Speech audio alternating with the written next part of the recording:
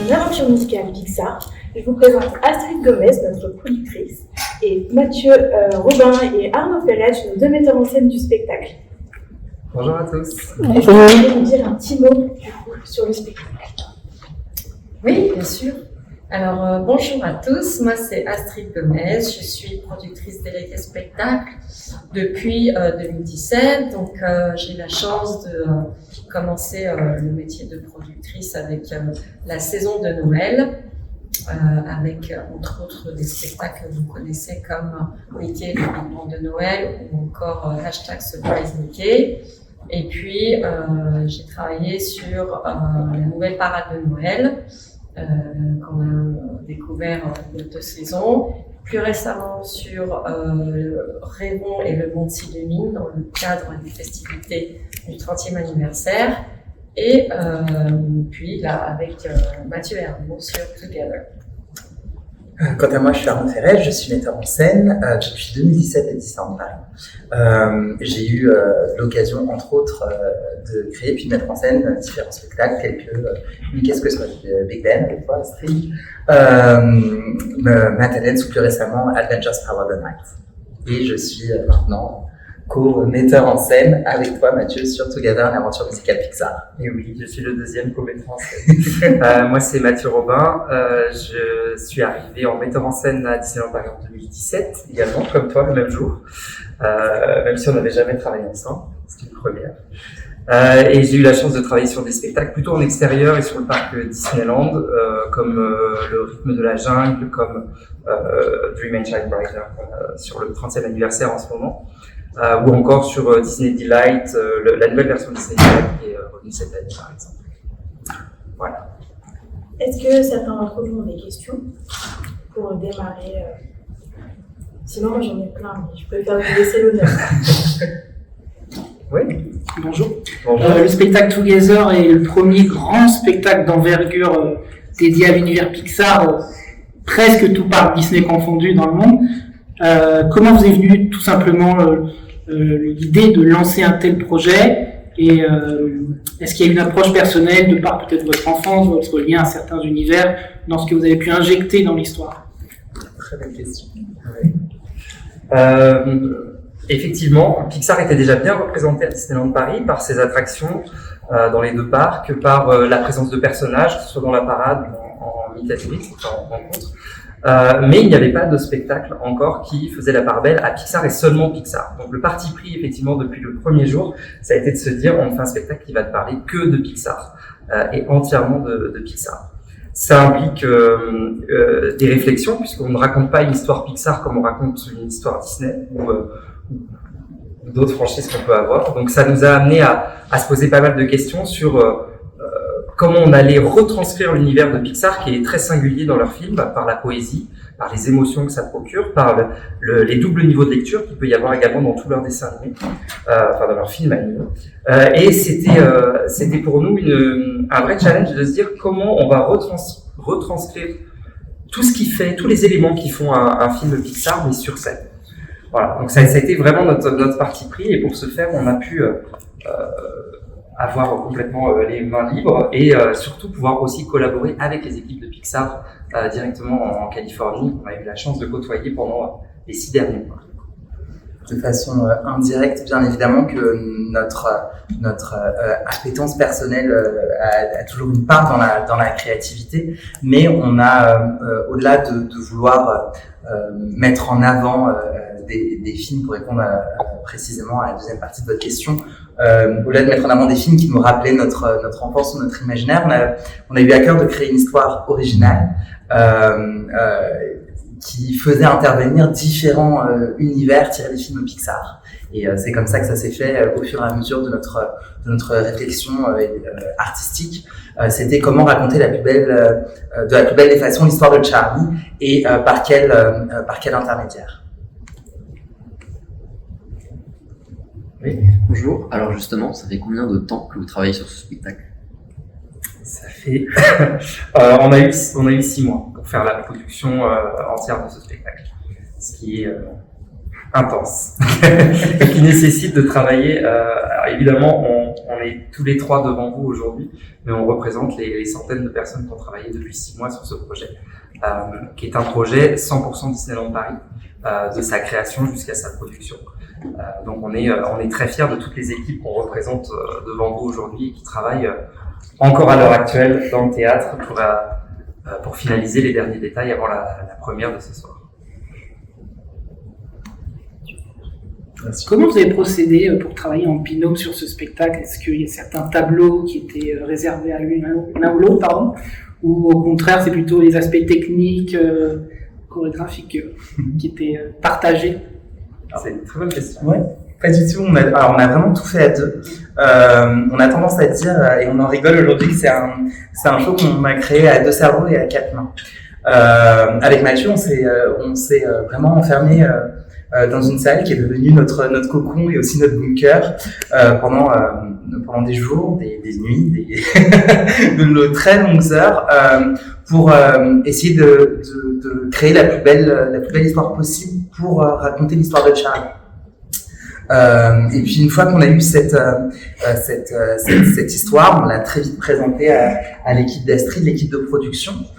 Et toutes les équipes techniques autour. Et on leur a pitché l'histoire, on leur a expliqué notre intention artistique originelle et la façon dont on imaginait que cette histoire pourrait être représentée sur scène et dans le film du ciné-concert de ce spectacle. Et puis ensuite, les différents corps de métier techniques se sont vraiment assemblés et on se sont mis à travailler tous ensemble autour de ce concept et de cette idée. Et on a eu des brainstorming qui étaient pour le coup un petit peu plus techniques pour tous ensemble arriver à raconter cette histoire de la plus belle des façons et à la rendre viable sur la scène de Studio Theater. Donc voilà comment ça s'est fait. Et on a toujours travaillé ensemble.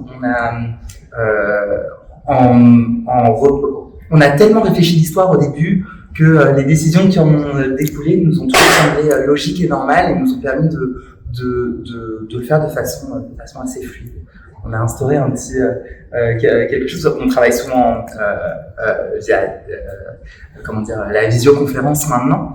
Donc il y a un super bouton mute. Donc très souvent pour prendre une décision, on se mutait, on l'a discuté à deux et puis on l'exprimait. Ça nous arrivait de nous muter dans la vie de tous les jours. Ça c'est bizarre, mais ça marche et ça fonctionne bien. C'était vraiment one voice. Toute l'équipe savait quand il parlait à l'un, il parlait à l'autre.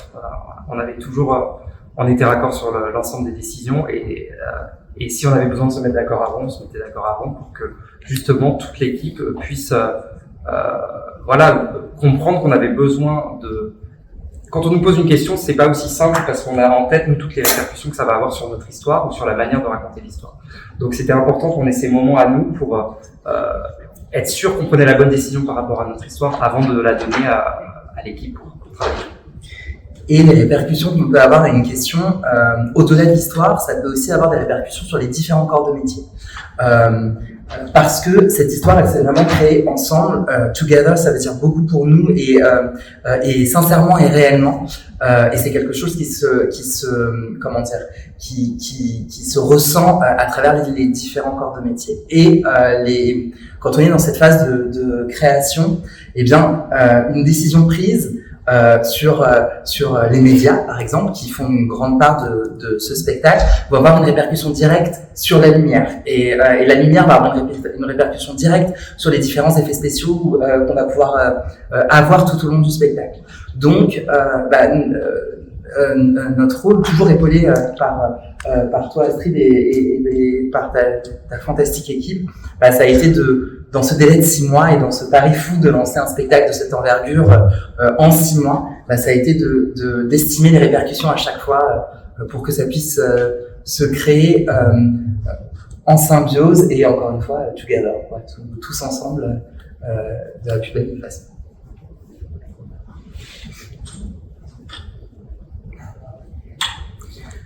Vous avez parlé de votre espace de créativité et pas mal de liberté. Vous avez donné beaucoup de liberté sur ce spectacle. Mais il y a aussi un concept qui s'ancre dans le scénario global du parc Walt Disney Studios. On est à production courtière, donc dans un cinéma de base. Et Comment vous avez travaillé cette storyline, justement, cette idée du ciné-concert pour essayer de garder une cohérence globale dans l'histoire du parc? Oui, on n'a pas voulu faire fi du lieu dans lequel on était. C'est un lieu qui a une histoire, qui a toujours eu des productions en rapport avec le cinéma, que ce soit le dernier spectacle Marvel qui avait eu lieu, ou bien Cinémagique, évidemment, pour lequel ce théâtre a été créé. Donc oui, on s'inscrit dans une tradition, et vous le verrez ce soir, effectivement, le ciné-concert est complètement adapté à ce lieu. Avec ces sièges rouges, cette moquette rouge, l'atmosphère du lieu s'y prêtait parfaitement. Ça n'a vraiment pas été difficile d'aller dans cette direction-là, tellement elle nous semblait évidente, quoi. Donc oui, c'est un magnifique théâtre. On est très très fiers de ce théâtre qui est devenu notre maison à tous et à tous les artistes et toutes les équipes qui travaillent dessus en ce moment, et on a un profond respect pour ce lieu. Et de ce fait-là, comment vous avez adapté le théâtre? Est-ce que vous avez changé le théâtre par rapport à ce qu'il était auparavant, ou est-ce que vous avez repris le théâtre comme il était? On a tout changé. Non, il y avait plein d'équipements qui étaient déjà dans ce théâtre de par les précédents spectacles, notamment sur Marvel, où il y a eu une grosse réhabilitation du théâtre et puis beaucoup d'équipements et de technologies apportées. Donc on a évidemment capitalisé énormément déjà sur ce qu'il y avait, mais on a voulu aller plus loin. On n'a pas voulu s'arrêter uniquement aussi à la technologie, à une part, et vous le verrez, d'éléments qui sont du théâtre traditionnel, des effets qui mettent en avant toutes nos équipes fantastiques de machinerie dans les coulisses. Il y a des décors qui sont faits notamment chez nos prestataires en région parisienne, avec qui on a l'habitude de collaborer, qui sont des décors tout à fait traditionnels et qui sont justement mis en valeur par tout l'environnement des écrans LED qui les entourent. On a capitalisé aussi sur le côté immersif de l'expérience. Donc vous le verrez, il y a sur chaque tableau des effets qui vont vous plonger encore plus dans l'histoire. Et voilà, ça fait vraiment comme on l'appelle, une toolbox, un outil formidable de technologie, mais pas que, pour donner vie au spectacle. Il y a aussi Frequent Sky, avec qui on a travaillé notamment sur la création du multimédia, qui est une société de production d'images ukrainienne, avec notamment des bureaux à Chicago, qui nous ont produit l'ensemble du média du spectacle et qui ont fait un travail formidable sur le show, vous le verrez. Et c'était un plaisir de pouvoir amener justement tous ces talents, des chorégraphes notamment, que Arnaud et Mathieu ont sélectionné pour travailler sur le show. Ces talents externes avec nos équipes internes ont vraiment fusionné pour créer le show qui est Together.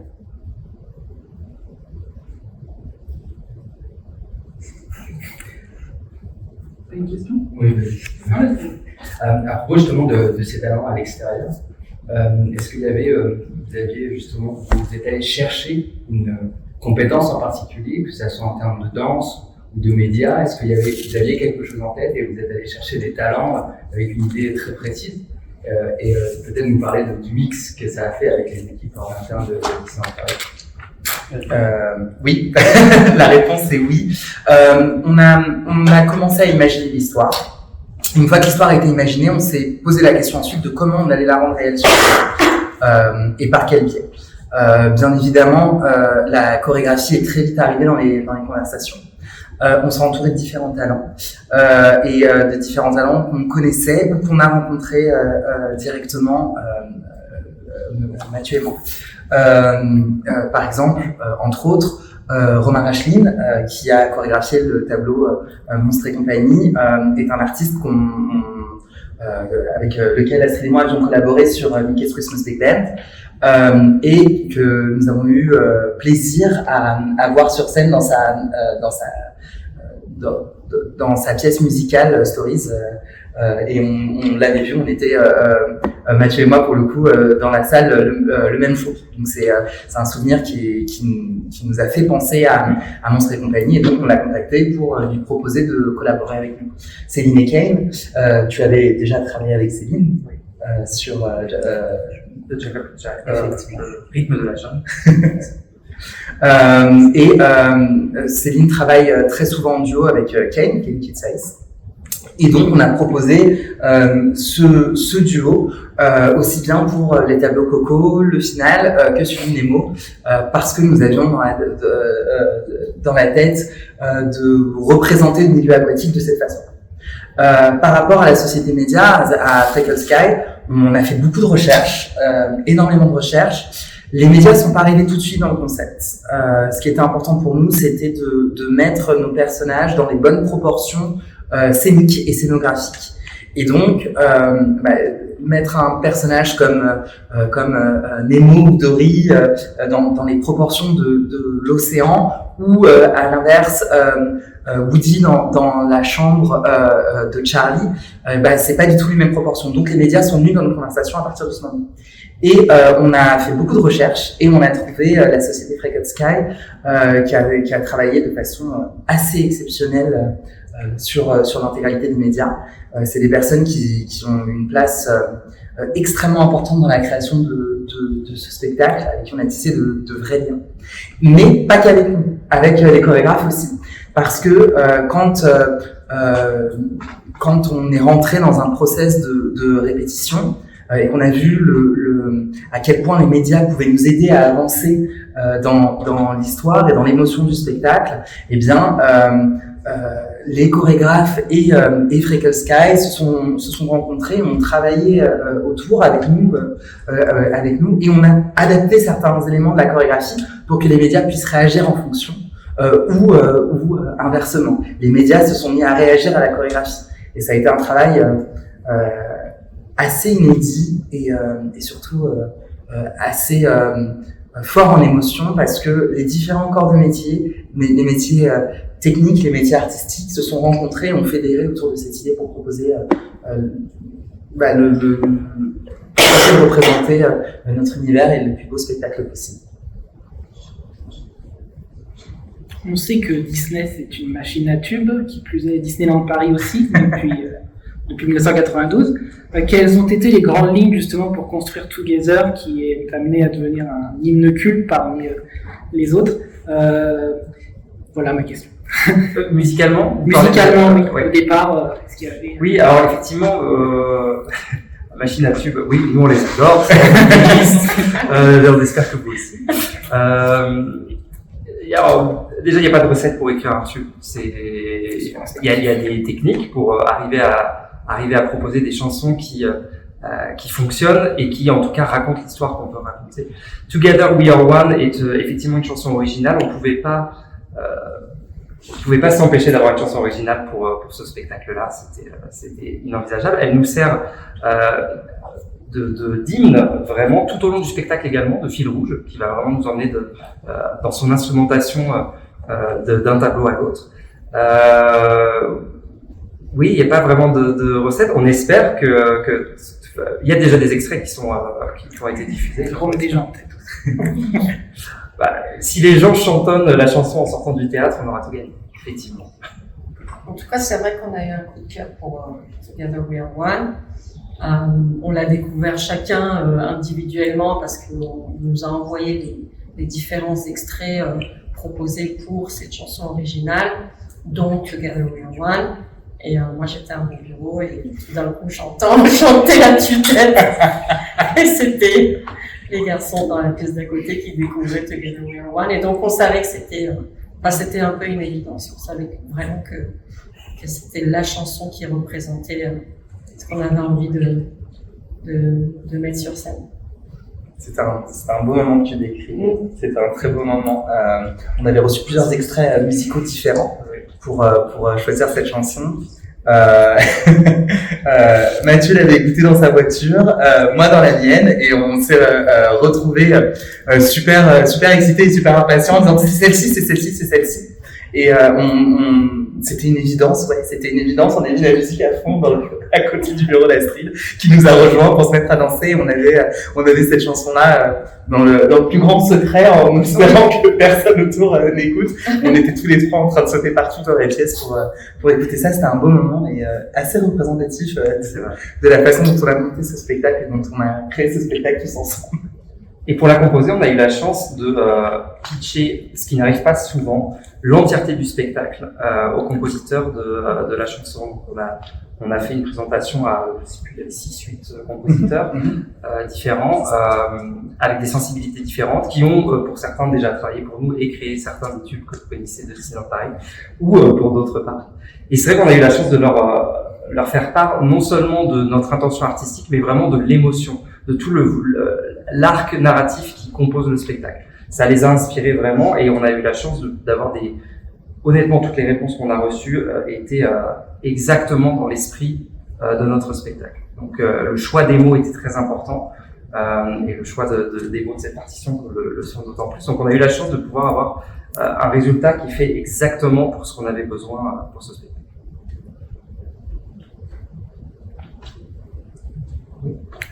Petite question, combien de personnes ont travaillé sur ce spectacle, tout confondu? Je dirais qu'entre les équipes techniques et créatives, on est bien 200. Oui, il y a énormément de monde qui collabore à la création de ce type de spectacle, qui est ambitieux et surtout qui a nécessité l'implication de beaucoup de corps de métiers divers et variés. On a des accessoiristes, on a bien évidemment des costumières, des habilleurs, beaucoup d'équipes techniques, des machinaux, mais aussi des personnes qui s'occupent des effets spéciaux, des audios, des lecteurs. Enfin, c'est vraiment ce qui est extraordinaire, c'est qu'on a créé comme une petite famille autour de Together, alors qu'on est très nombreux. Mais dans le théâtre, tout le monde se connaît et surtout tout le monde travaille vraiment bien ensemble. Et voilà, la chorégraphie est aussi intense en backstage que sur scène. Donc c'est chouette à voir. Cette cohabitation, c'était très important pour Mathieu comme pour moi. Dès les phases d'audition, quand on a pensé aux auditions des danseurs et danseuses, on a bien évidemment tenté de recruter les personnes avec le plus grand niveau de technicité et aptes à représenter les différents univers chorégraphiques du spectacle. C'était une évidence. Mais aussi et surtout des personnes qui ont à cœur de porter les valeurs du spectacle, parce que c'est des valeurs qui sont vraiment très importantes pour nous et qui étaient nécessaires pour nous dans cet esprit de troupe et de cohésion d'équipe. Et il y a des moments qui sont extrêmement beaux et extrêmement touchants en répétition. Comme tu l'expliquais Astrid, on a une chorégraphie en coulisses qui est tout aussi intense, si ce n'est plus parfois, que la chorégraphie qui se passe sur scène, aussi bien dans les changements de costumes que dans la relation avec la machinerie ou avec les autres corps de métier techniques. Et quand on passe en coulisses parfois, on assiste à des moments de vie qui sont assez exceptionnels entre l'équipe artistique et l'équipe technique qui se débriefent, qui s'encouragent, qui cherchent les meilleures solutions pour que tel effet puisse fonctionner, pour que le changement de costume puisse se faire dans les meilleures conditions. Comme tu disais, c'est une vraie belle famille qui se crée dans Studio Theater en ce moment et c'est une famille qu'on a à cœur de vouloir mettre en avant et de porter parce qu'ils sont vraiment tous fantastiques. Le spectacle, c'est un vecteur de cohésion incroyable. Créer un spectacle, c'est mettre des gens qui, dans la vie, ne se parleraient pas, mais vraiment pas, et les mettre ensemble pour créer quelque chose qui nous dépasse tous. Donc on en a été le témoin tous les jours avec tous les corps de métier, et on vous assure que c'est pas du vent quand les gens sont solidaires derrière et que les artistes sont enthousiastes pour une réalisation technique, puisqu'ils ont vu qu'on a eu du mal à la faire pendant des semaines et que les équipes techniques galéraient. Et le jour où ça marche, d'avoir une standing ovation dans les répétitions de la part du cast artistique et ça nous a tous mis par terre. Et à l'inverse, les équipes techniques sont absolument subjuguées des efforts qui sont faits par nos artistes. Voilà, et je vous passe tous les corps de métier qui cohabitent et qui gravitent autour de ça, toutes les équipes support. Mais voilà, le spectacle, ça crée une famille, effectivement. Pour prolonger sur la partie musicale, donc elle tient un rôle central dans l'histoire, c'était quand même le premier rôle. Il y a une bande son donc, qui a été enregistrée à Nashville et il y a surtout la musique en live, ça c'est très très important à mes yeux pour un spectacle. Comment a été déterminé le choix des instruments et est-ce que justement cet ensemble musical joue un autre rôle, n'est pas là que pour accompagner le spectacle, mais il participe activement? Effectivement, la musique c'est une place primordiale dans ce spectacle. L'histoire du spectacle déjà, on elle-même tourne autour de la musique. Charlie est un enfant qui rêve de diriger le gala de fin d'année de son école. Et malheureusement, Charlie va perdre ses partitions et c'est ses amis les jouets qui vont tenter de les retrouver. Et donc, les jouets tirés de l'univers de Toy Story vont physiquement aller récupérer ses partitions dans chacun des univers. Donc, la musique, elle ne fait pas que s'écouter dans ce spectacle, elle est aussi physique et elle devient réelle pour le spectateur et pour les personnages du spectacle même. Au-delà de ça, l'histoire, le concept commence comme étant un ciné-concert qui devient réel sur scène. Donc les musiciens prennent une part extrêmement importante et ils vont se mettre à diriger l'histoire et à aider les jouets à partir à la recherche de ces partitions à travers les différents univers. Ils vont vraiment les orienter grâce à leur musique, grâce à leur instrument. Donc là aussi, il y a une dimension spécifique et assez originale pour cette histoire. Et le dernier point, mais je vais te laisser le développer, c'est la musique en elle-même, les sonorités de cette musique. Oui, comme vous l'avez dit, on a eu la chance de partir à Nashville, enregistrer une bande-son avec 54 musiciens, puisqu'évidemment on n'a pas pu se contenter des 8 musiciens sur scène, on a pu accompagner. Il y a certaines partitions musicales qui sont orchestrales et qui ont besoin d'avoir ce support. Donc ça a été une vraie chance pour nous trois d'aller là-bas. Et vous le savez, Pixar n'est pas forcément reconnu pour ses chansons. Ces bandes-sons et toute la bande-son des films, les bandes originales sont absolument riches et très intenses, mais pas forcément les chansons. Donc on a pris le parti pris de prendre ce matériel existant, mais de le twister suffisamment pour lui donner une version un peu plus théâtrale, quelque chose qui soit plus adapté à l'histoire qu'on allait raconter. Monstres et compagnie, on lui a donné un feeling rock des années 80 qui va être qui complète véritablement finalement le côté très jazzy qu'avait Randy Newman Randy Newman. Et à côté de ça, on va avoir Nemo, où on va prendre un contre-pied avec un aspect très disco, funky, complètement inattendu, mais qui va twister suffisamment pour donner une nouvelle matière beaucoup plus théâtrale à cette bande-son. Et même les équipes Pixar étaient complètement sous le charme justement de cette réappropriation qu'on a fait de tout leur matériel musical. En fait. On attend pour une petite dernière question. Est-ce qu'il y a une dernière question? Je vais bien la poser, alors je serais très fière. Ah, non, désolé. Est-ce que vous pourriez nous donner quelques chiffres clés sur le spectacle? Vous avez dit 200 personnes qui ont travaillé dessus, je crois. Est-ce que vous en avez d'autres? Sur les danseurs, les personnages?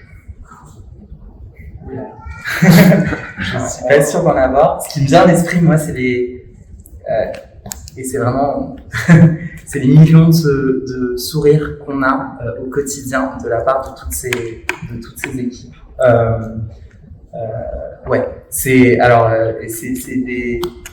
En 6 mois, ça a été des millions de moments très forts, très intenses. C'est le seul chiffre qui me vient.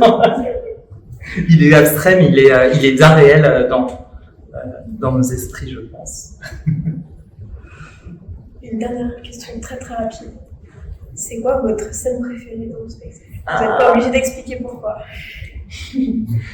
On en parlera après le spectacle. On se retrouve ce soir après le spectacle, on en reparle. Et on sera intéressé de savoir quelle est la vôtre. Je suis incapable de le prononcer. Et ben merci beaucoup. Merci. Merci surtout à vous pour votre temps. Avec plaisir. Et ben peut-être à tout à l'heure, à tout à l'heure. J'espère. On a hâte. À ce soir. Merci à vous.